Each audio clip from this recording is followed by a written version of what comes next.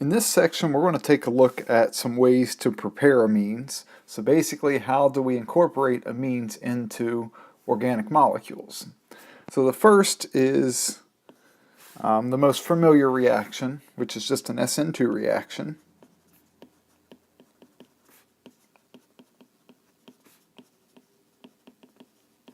Of course, the SN2 is happening with an alkyl halide. So for example, we could take ammonia, NH3, which has its lone pair, and let's react that with 1-bromopropane. So the nitrogen and its lone pair can act as a nucleophile. Add to this carbon, displace the bromine, and what we get here is the NH3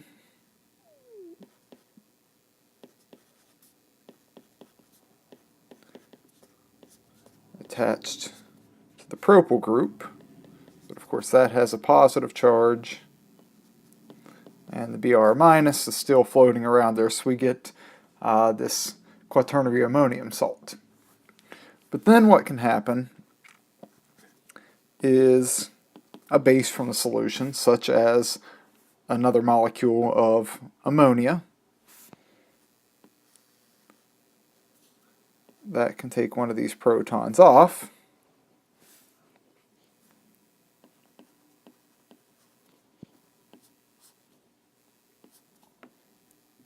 giving us the amine product. Here's the problem though. Once we get to this step, we have another nucleophilic amine thanks to this lone pair. So we can end up getting di- or even trialkylation.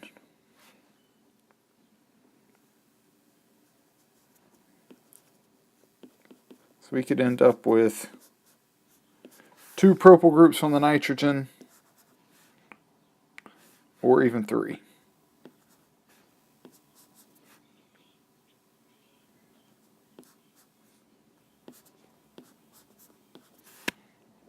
Or potentially even a 4th, giving another quaternary amine.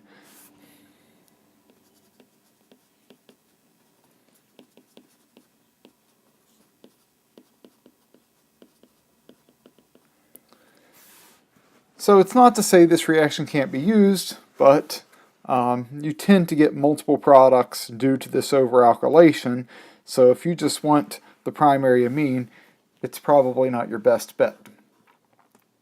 So there is a better way to get primary amines through a reaction known as the Gabriel synthesis.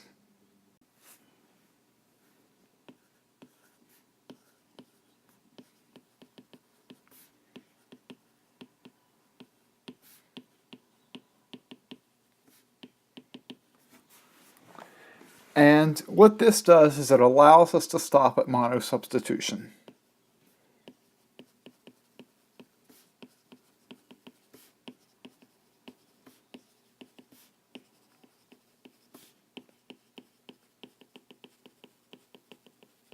Basically, to stop at the primary amine. Okay, the way we do this is we use a special starting material called thalidomide.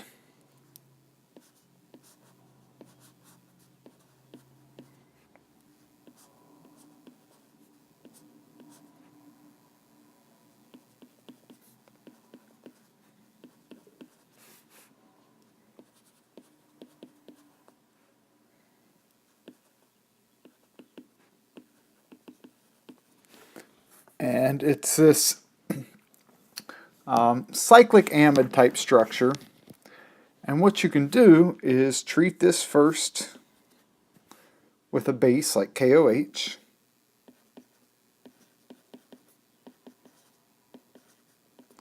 And what that base will do is take off the amide proton. Even though amides typically aren't that acidic, because we have the 2 carbonyls, that greatly enhances the acidity of that proton.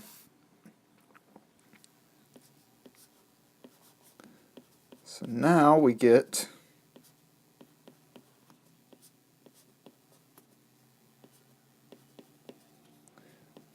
this conjugate base,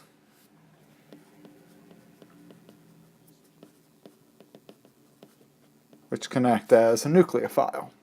So just considering our last example, if we want the propyl group, so one propylamine,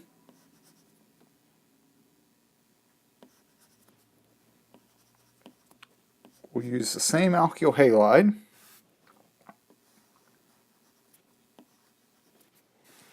do essentially another SN2 reaction,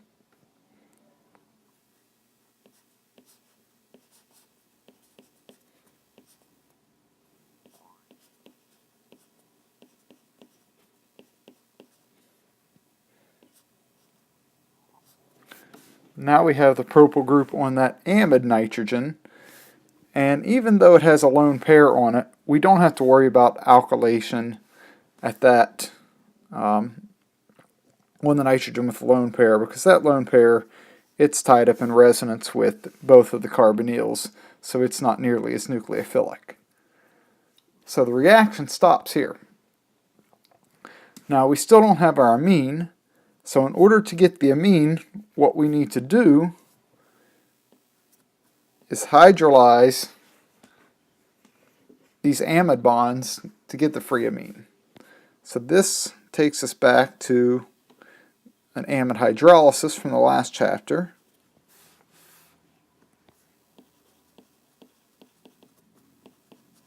And we can just use sodium hydroxide and water, which will hydrolyze these bonds.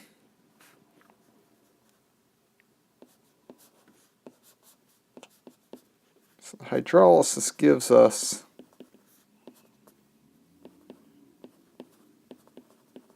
carboxylic acids,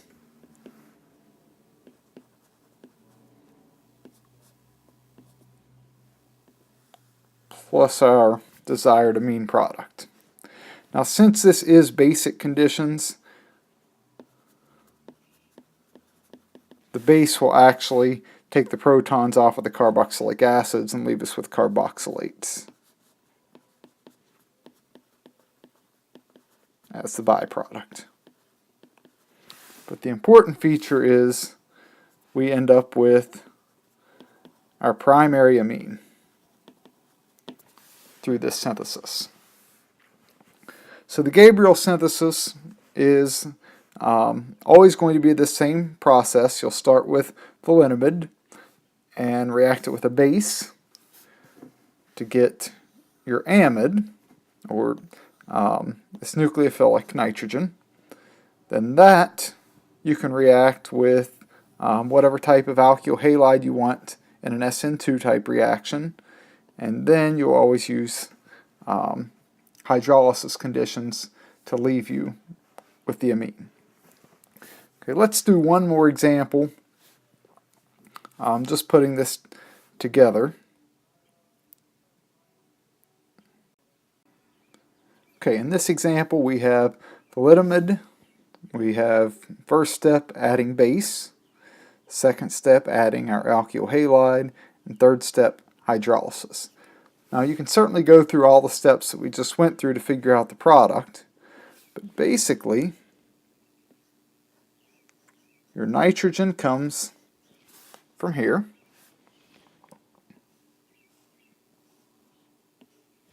Here is your alkyl group. So in your final amine product, we're going to have the alkyl group that was attached to the chlorine, and then that will be bonded to the nitrogen, which ends up being NH2 for the primary amine. So that's the product of this Gabriel amine synthesis here.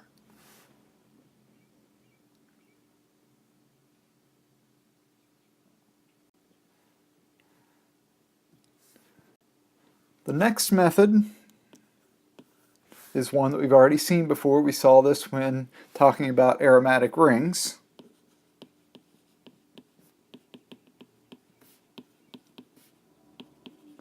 and we did a reduction of the nitro group on benzene to get aniline.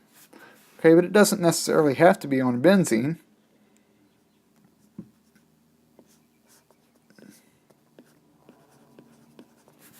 For example, if we have this nitro group, we can use hydrogen gas, palladium on carbon, and it'll reduce that nitro group to an amine.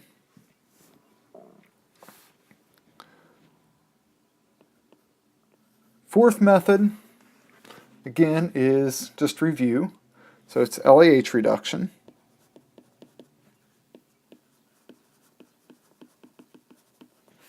And the things that we can reduce that give us amines are amides and nitriles.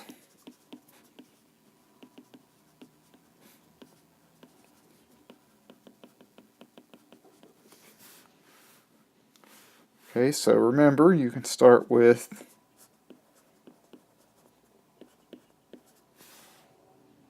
some amide,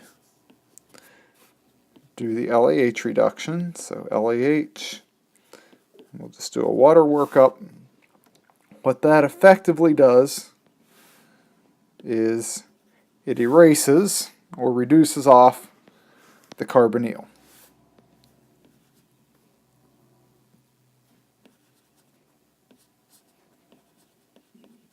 And leaves you with the corresponding amine. Okay, then in terms of nitriles,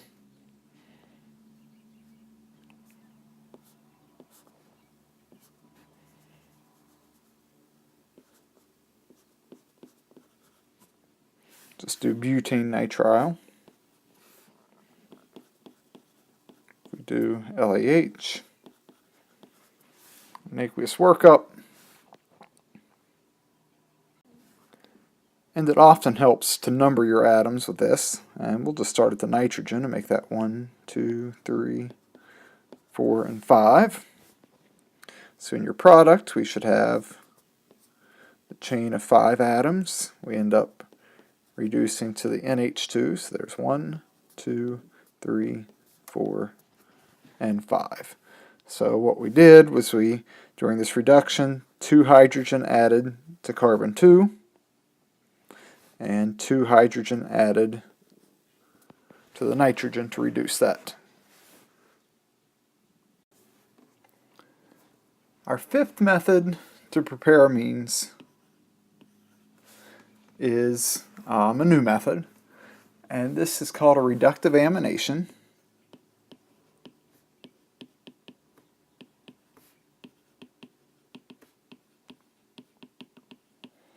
And what it allows us to do is start out with a simple amine and prepare a more complex, more highly substituted amine. Now, what you're looking for to do this reductive amination is a few key pieces. So we need an aldehyde or ketone,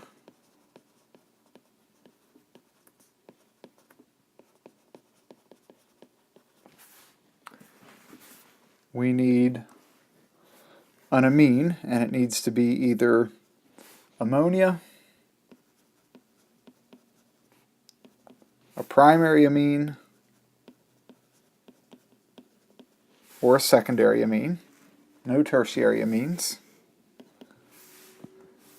And lastly, we need a reducing agent.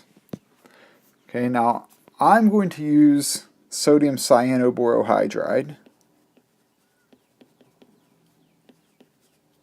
in the presence of methanol. And really all this is a hydride source. A hydride source, and methanol is a proton source. Okay, that's the reagent I'm going to stick with. Now, if you're using the McMurray textbook, you'll see that they use as a reducing agent hydrogen gas and a nickel catalyst,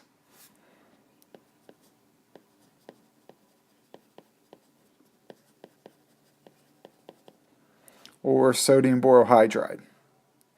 Okay, any of these conditions are fine. I'm just more used to the cyanoborohydride, so I'm going to stick with that. But you're welcome to use any of the three conditions.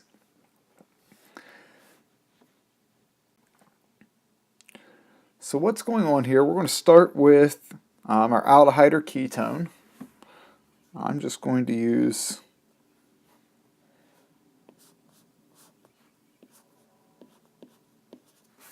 this ketone and an amine. Let's use benzylamine,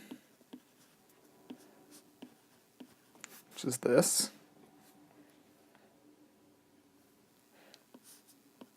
And then our reducing agent,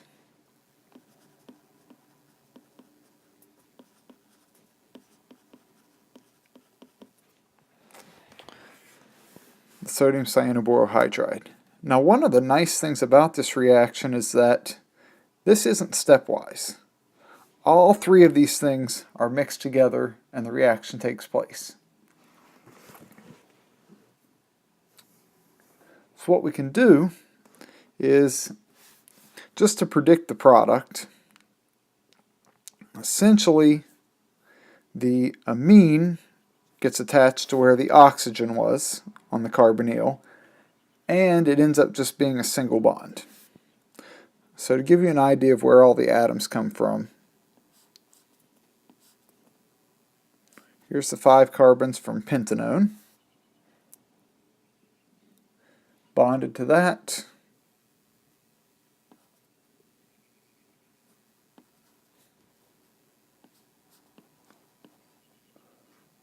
we have our amine, and then from our reducing agent we get the hydrogen. So what we've ended up with is we've taken this primary amine and we've converted it to a secondary amine through this reductive amination. So let's try to figure out what's going on here. So the first thing you should recognize is that we have the amine and, in this case, ketone or aldehyde. So think back to chapter 19.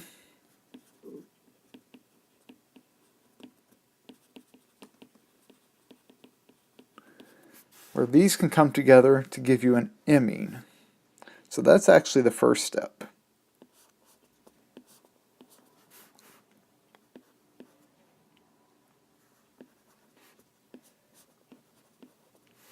So we get the imine,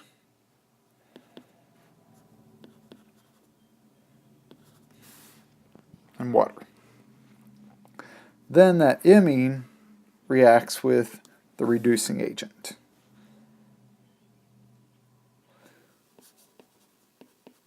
So the hydride from the sodium cyanoborohydride, that'll add in there.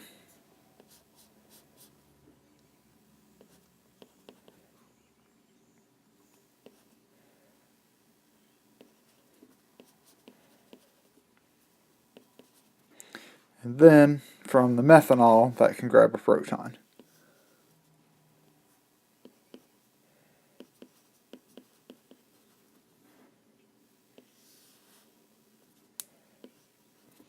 And that's how we get the amine.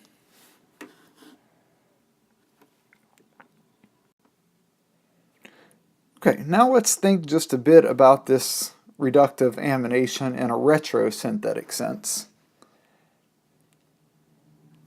For example, if you were given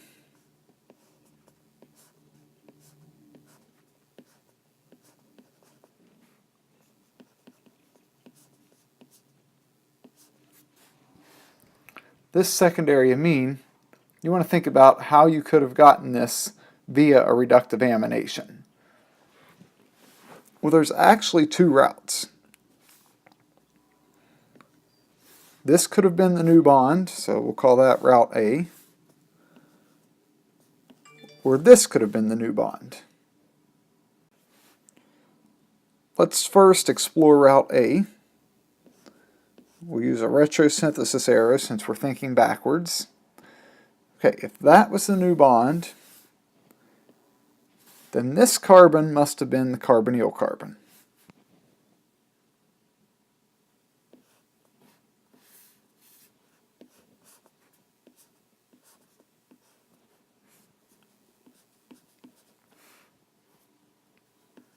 So there's the ketone.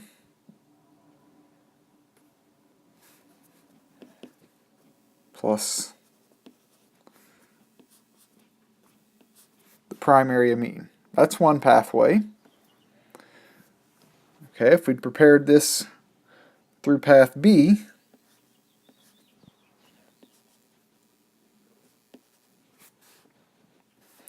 in this case, this carbon would have been the carbonyl carbon.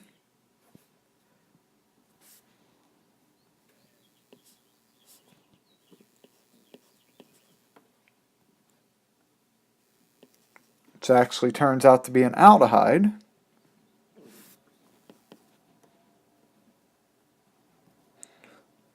Plus, we would have the cyclopentylamine. Both routes are perfectly fine.